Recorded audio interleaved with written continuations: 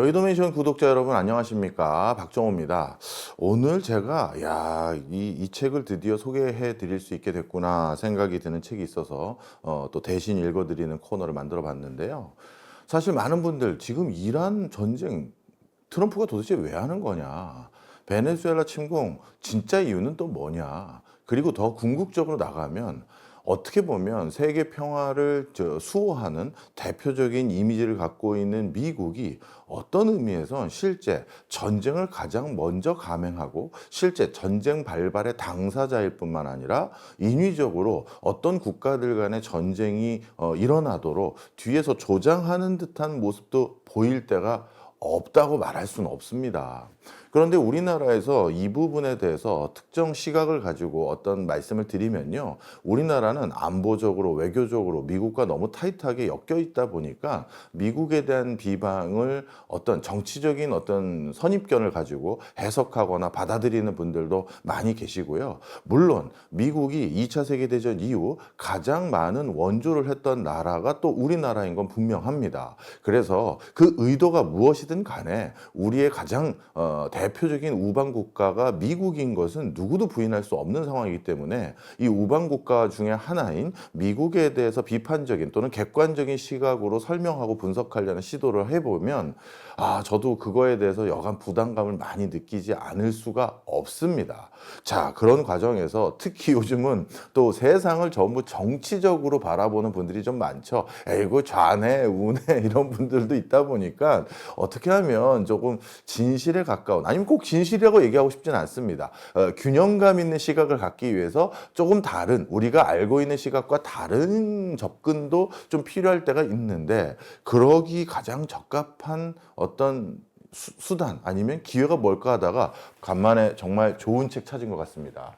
미국은 왜 전쟁을 멈추지 못하는가? 실제 이 책의 두 저자는 미국의 본질을 꿰뚫고 있는 여러 가지 것들에 대해서, 특히 방산업체, 군산복합체라고 부르죠. 이 군산복합체 문제에 대해서 가장 심도 깊이 전달하고 있는 책이 아닌가, 이런 생각이 듭니다.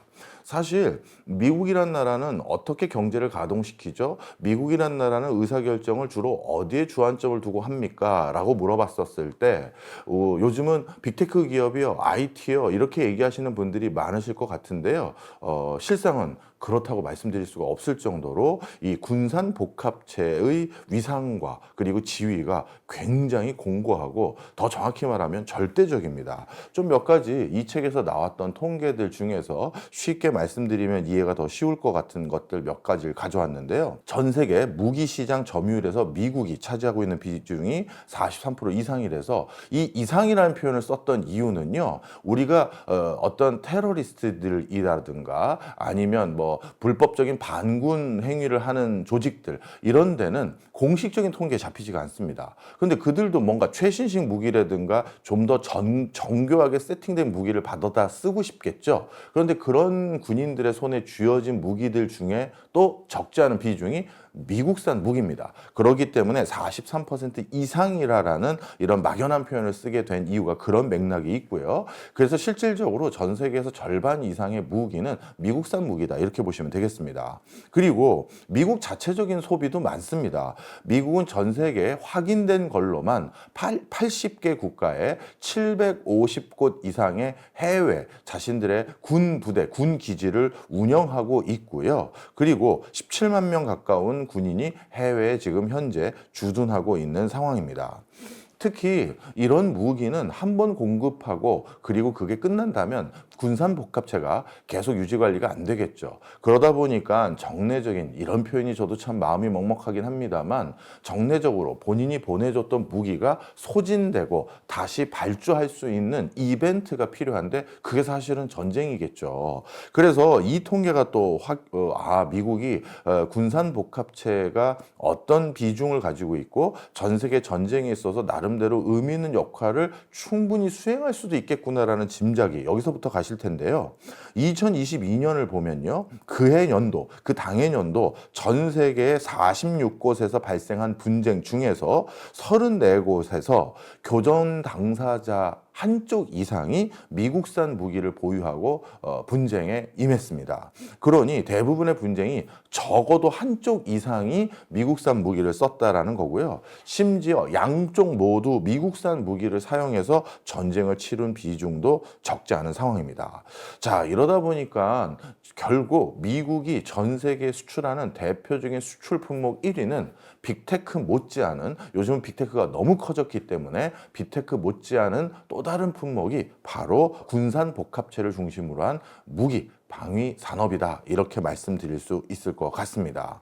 자, 그런데요, 이 방위 산업이 그렇다면 미국이 어쩌다 보니까 이렇게 흘러온 것인지, 아니면 어떤 조직적으로 방위 산업이 계속 견고하게 지금의 지위를 계속 유지할 수밖에 없는 것인지, 심지어 그 뒤에는 전쟁이라는 것도 인위적으로 부추길 수 있을 만큼 충분한 요인이 숨어 있는 건지, 이게 중요하겠죠. 실질적으로 이 책에서는 여러 가지 실증적인, 논증적인 사례들을 얘기하고 있는데요. 그 중에 가장 먼저 여기 계신 분들에게 무릎을 치면서 진짜 그럴 수도 있겠는데요, 생각 들게 만드는 것들 하나 먼저 소개를 시켜드리면서 구체적인 얘기를 이어가면요, 바로 ICBM입니다. 제가 전 세계 많은 출장들을 돌아다니면서 운 좋게 예를 들어서 어느 펍에 가서 맥주 한잔 할 때, 그때 외국인과 이런저런 대화를 나눌 때 보면요, ICBM이 뭔지를 알고 있는 외국인은 사실 많지 않습니다. 이 ICBM과 같은 정교한 무기를 지칭하는 특정 용어를 어떻게 보면 시사 용어 중에 하나로 알고 있는 나라는 분단 국가인 대한민국 국민 정도가 일반적이겠죠. 그렇지 않습니까? 어떤 그 분야에 특별히 관심이 있거나 종사하고 있는 분이 아니라면 ICBM에 대해서 이렇게 정확하게 그게 무엇을 지칭하는지 알고 있는 사람이 많이 있을까요? 그렇지 않습니까? 자, 그런데 한국에서 이렇게 우리가 모두 다 인지하고 있는 이 ICBM이라는 무기 체계를 미국이 계속 유지하고 육성할 수밖에 없었던 이유도 바로 경제적인 맥락과 결부돼 있다라는 걸 이 책이 설명해 주고 있습니다. 좀 자세히 설명을 드리면요, 미국은 ICBM을 1960년대 처음 배치하기 시작했습니다. 그런데 이 배치한 지역이 어디냐 하면요, 저도 이 사실은 이 책에서 처음 알게 되는 내용인데요, 몬태나, 아이오밍, 그리고 노스다코타, 이런 지역들입니다. 지금 열거한 지역들, 미국 그 실정에 잘 아시는 분들이라면 어떤 공통분모가 있다 쉽게 아실 텐데요, 농촌 지역입니다. 인구 밀도도 높지가 않아요. 특히 중서부 정도에 있는, 어떻게 보면 미국에서 가장 개발이 덜 된 지역들이다, 이렇게 보시면 되겠습니다. 그런데요, 연방정부에서는 이들 낙후된 지역에 ICBM을 설치하기 위해서 어떻게 했느냐, 비포장 도로를 포장할 수밖에 없었고요. 다리를 재건하거나, 왜냐하면 중화기가 왔다 갔다 하기 위해선 다리가 그 전에 있었던 다리 정도로는 건널 수가 없거든요. 그러다 보니까 튼실한 다리로 재건해야 되고, 전력망, 전력 인프라를 당연히 업그레이드 할 수밖에 없는 상황으로 이어지게 됩니다. 쉽게 말해 오랫동안 미국 정부, 연방 정부에서 무시되어 왔거나 아니면 관심의 대상이 아니었던 지역이 갑자기 미국에 있어서 가장 핵심적인 전략 자산을 가지고 있는 지역으로 탈바꿈돼서 그 어느 때보다도 관심을 둘 수밖에 없는 지역으로 한순간에 바뀌어버리게 된 것입니다. 그래서 해당 지역에서는 어떤 일들이 생겼느냐, 방금 말씀드렸던 SOC 건립 사업들, 그리고 다리를 재건하거나, 그리고 전력망이 다시 갖추어지면서 다른 이런 인프라를 이용할 수 있는 다른 기업들도 일부 이전할 수 있는 토대가 만들어진 것이죠. 미국에는 이런 영세한 또는 낙후된 인프라를 가지고 있는 수많은 농촌 지역들이 많이 있습니다. 그런데 그 중에서 ICBM을 이들 지역에 배치함으로 인해서 이런 선진화된 아니면 업그레이드된 SOC 인프라를 먼저 조성할 수 있는 기회를 얻게 됩니다. 이것은 어떻게 보면 제조라든가 다른 산업 인프라를 구축하고자 하는 기업인들 입장에서도 이쪽 지역이 최신으로 업그레이드된 지역이니 거기다 공장을 차릴까? 거기서 뭘 해볼까? 충분히 그런 생각으로 이어질 수 있게끔 만들어진 요소로 작용한 겁니다. 그래서요, 해당 지역에서는 어떤 수식어가 붙었냐 하면요, ICBM은 지역 경제의 생명줄과 같다. 이런 인식이 뿌리 내리게 됩니다.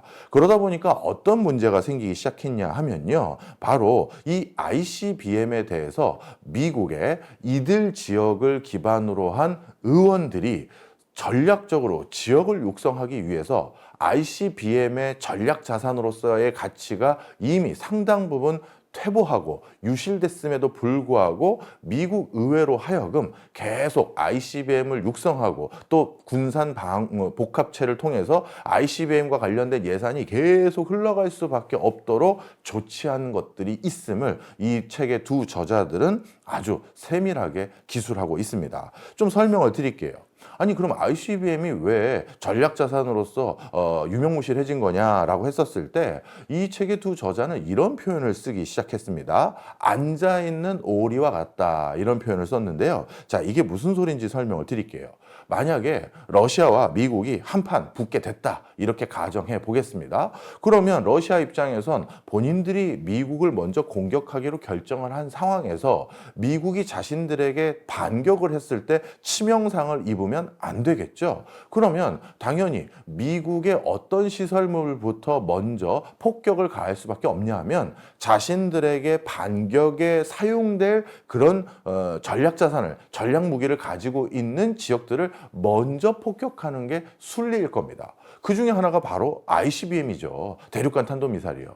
자, 그런데 그럼 결국 ICBM이 어느 지역에 고정된 형태로 발사체가 운영되고 발사할 시설물이 이렇게 고정되어 있는 형태라는 건 마치 앉아있는 오리처럼 먼저 타격받아서 그 전략자산은 써보지도 못하고 유실될 가능성이 많다라는 게 이미 군사 전문가들 사이에서 중론이 됐다라는 겁니다.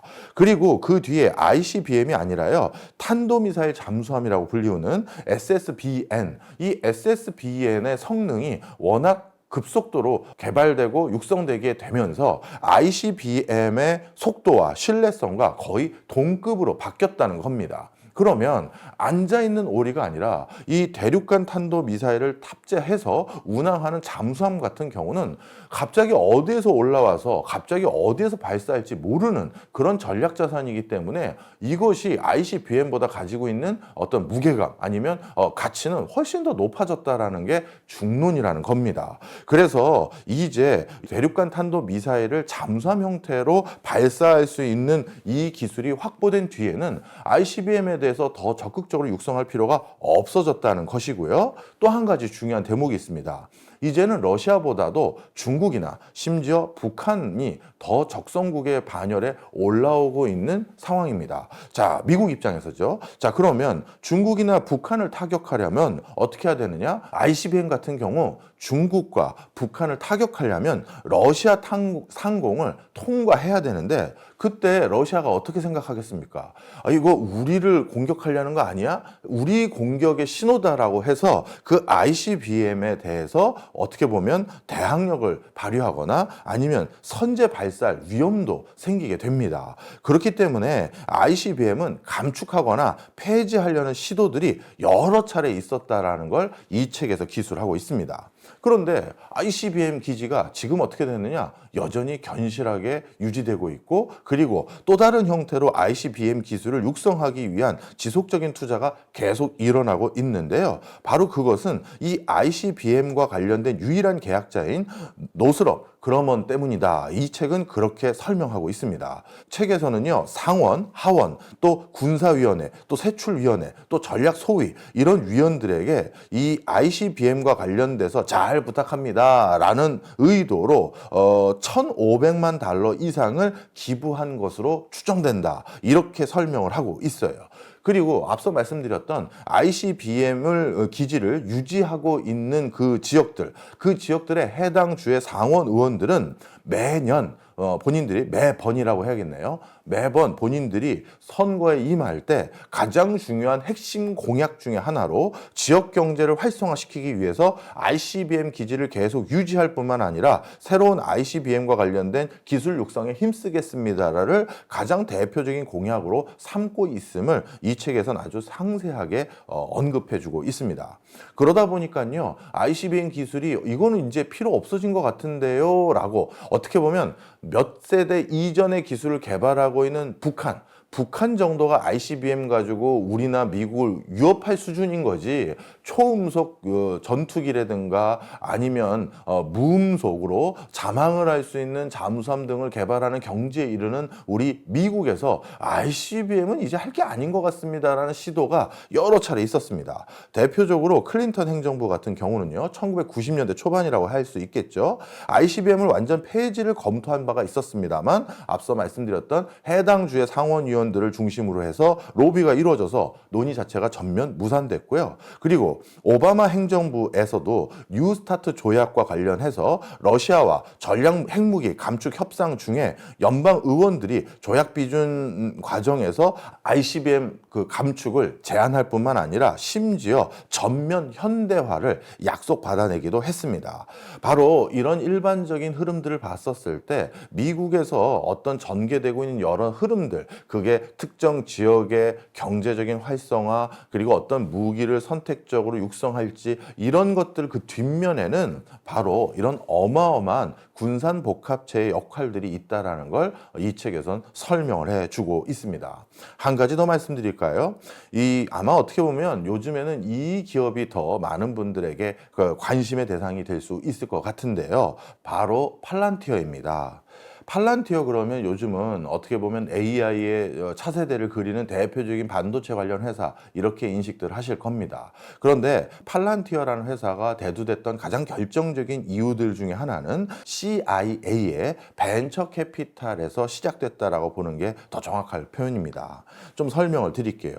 미국은 9.11 테러 이후 커다란 고민에 휩싸이게 됩니다. 아니, 미국 본토가 처음으로 타격받는 이런 테러의 작전이 자행됐음에도 불구하고 어떻게 우리가 이런 정보를 사전에 모를 수가 있느냐, 이런 거에 굉장히 큰 충격을 받게 됩니다. 그래서 이제 어떤 외국에서 일어나는 것들에 대한 정보를 좀 더 면밀하게 수집하고 그런 정보를 제대로 확인할 수 있는 새로운 시스템을 만들어야겠다라는 생각을 갖게 된 것입니다. 그러다 보니까요, 이런 것들과 관련돼서 뭔가 정보 수집과 정보의 분석, 이런 것들을 좀 더 원활하게 할 수 있는 회사들, 그런 것들을 지원할 수 있는 회사들을 투자해야겠다라는 생각을 갖게 됐었고요. 그런 초기에 CIA의 투자 모멘텀, 이 투자 모멘텀을 기반으로 한 벤처 캐피탈이 선택했던 대표적인 회사가 지금 AI 시대의 대표적인 차세대 주자로 알려져 있는 팔란티어인 것입니다.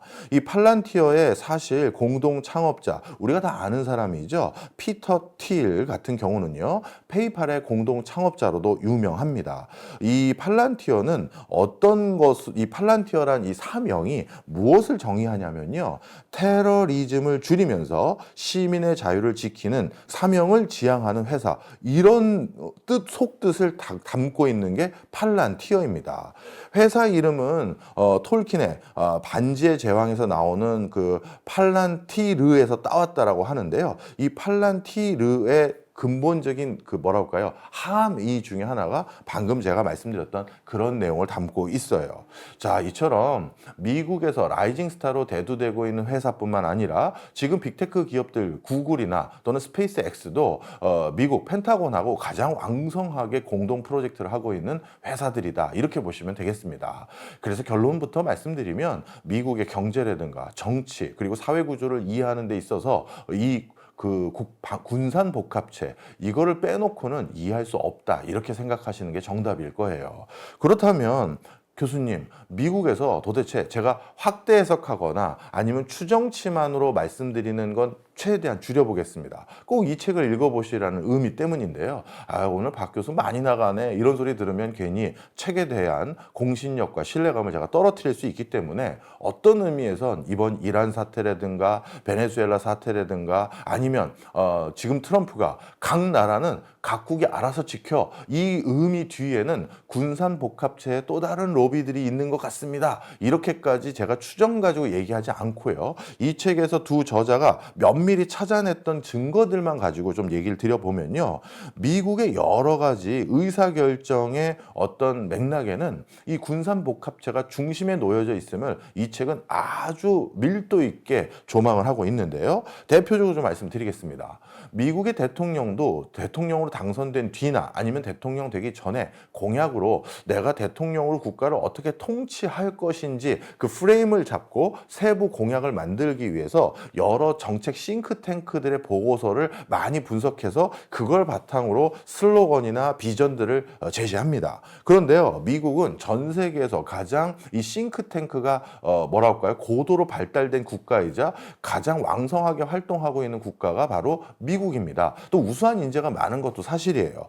미국의 워싱턴 DC를 중심으로 해서 싱크탱크가 2,000개 이상이 있고요. 이 싱크탱크들은 대부분 면세입니다. 그리고 비영리 기관을 자처하면서 주로 누구로부터 어떻게 보면 의뢰를 받거나 아니면 기부를 받아서 보고서를 작성하냐 하면요. 그 중에 대표적인 곳이 당연히 국방부, 그 다음에 그 국방부와 계약한 업체들, 또 외국 정부로부터 매년 수천만 달러에 달하는 뭐 여러 기부들을 받고 이 정책 보고서를 만들어내고 있습니다. 그런데 여기서 특히 주목해야 될 부분은 이 책에는 뭐라고 써 있냐면요. 이 싱크탱크를 기부하는 돈들 중에 다크머니가 있다는 겁니다. 이 다크머니는 이해관계 속에서 후원을 하거나 아니면 출처가 불명한 자금, 이런 것들이 이 싱크탱크로 유입될 수 있다는 거예요.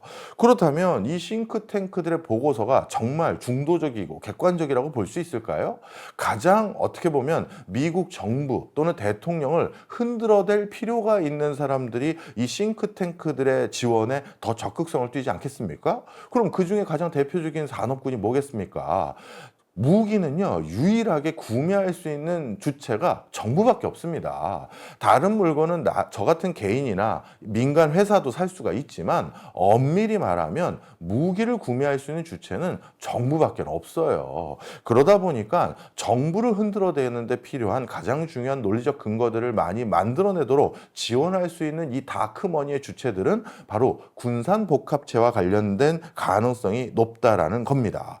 뿐만 아니라 또 한 가지 주목할 부분은요. 이 국방부를 비롯해서 군산복합체 등등에서 군사 관련한 연구개발 자금으로 미국의 가장 탑티어의 대학 13군데 대학에 매년 1억 달러 가까운 돈들을 집행하고 있는 것들을 이 책에서는 언급하고 있습니다. 대표적으로요. 존스 홉킨스 대학 같은 경우 응용물리학연구소에 학계와 군이 같이 아주 결탁해서 가장 핵심적인 이론과 그걸 어떻게 보면 구현할 수 있는 기술력을 연구하는 대표적인 학교로 분류할 수 있고요. MIT의 링컨 연구소, 그 다음에 텍사스 오스틴, 여기도 아주 세계적인 명문 공대죠. 그리고 텍사스 A&M, 초음속 미사일과 핵무기까지도 여기서 연구하는 프로젝트를 하고 있고요. 또 카네기 멜론은 AI와 관련된 태스크포스를 미 육군에서 운영을 하고 있다라고 합니다.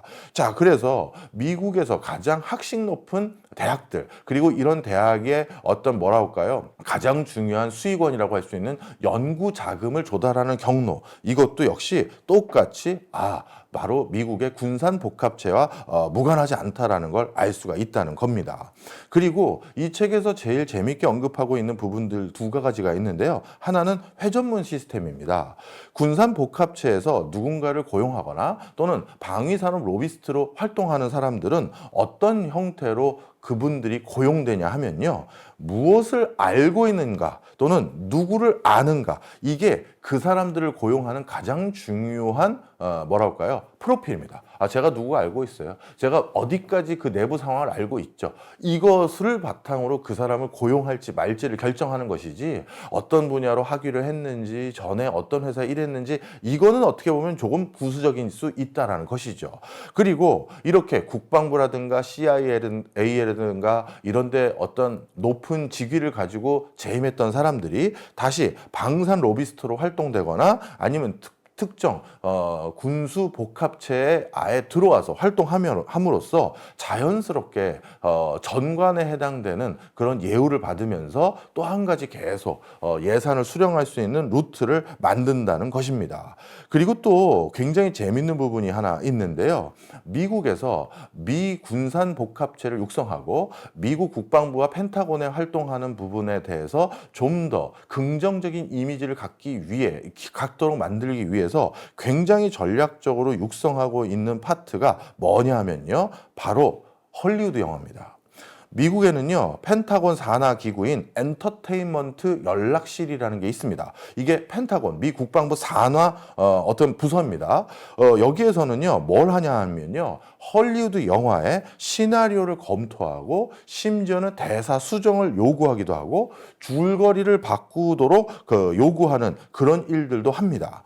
심지어 제작사 변경을 거부하면 군의 지원을 아예 안 해주는 겁니다. 실제 미 군이나 미 군 무기들이 나오는 장면들을 찍으려면 어쩔 수 없이 국방부의 어떤 도움을 받거나 펜타곤의 도움을 받거나 또는 CIA 내부 그 모습을 가지고 출퇴근하는 모습도 찍고 뭐 이런 장면들이 있어야 될 거 아니에요. 그런데 어떤 것으로 찍는지 한번 보여주세요 했는데 그게 미 국방부가 어떤 선한 이미지, 미 군은 또는 미국 정부는 전 세계 평화를 지키는 수호신이다. 이런 이미지로 비춰지지 않는 시나리오를 들고 와서 무기를 좀 저희가 뒤에 백으로 놓고 쓰려고 하는데요. 항공모함 위에서 촬영을 하려고 하는데요. 하면 전부 리젝이라는 거예요.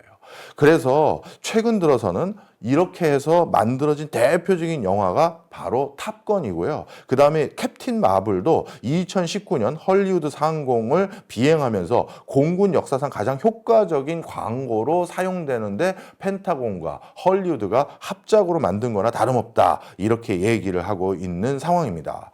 그래서 이 미국의 우리가 여러 가지 전략 전술을 이해함에 있어서는요, 가장 중심에 있어야 될 것이 바로 군산 복합체입니다. 미국의 본질을 이해해야 우리가 또 어떻게 보면 지금 우리 주식시장뿐만 아니라 전 세계 경제 흐름을 또 명확하게 이해할 수가 있겠죠. 그런 차원에서 군산 복합체라는 이 키워드, 그리고 국방 방위 이런 거와 관련된 키워드로 미국의 실체를 읽어볼 수 있는 가장 좋은 책이 아닌가 이렇게 해서 선정을 한번 해봤습니다. 제가 오늘 대신 읽어드린 파트 말고도 흥미진진한 부분들이 많이 있습니다. 미국이 프로게이머와 같은 게임 산업을 육성해서 점점 무인화되고 있는 이 AI 시대 다음을 육성하려고자 하는 노력들이라든가 닉슨 독트린처럼 각자 나라들이 이제 알아서 지키세요라고 하는 이 메시지가 실질적으로 미국의 군산 복합체를 2배 이상 키우는데 결정적인 기여를 했다라든가 여러 흥미진진한 내용 많으니까요. 뭐 저자에게 결례하고 싶지 않습니다. 나머지 부분은 궁금하신 분들은 직접 사서 읽어보시면 재밌으실 겁니다. 오늘은 여기까지입니다.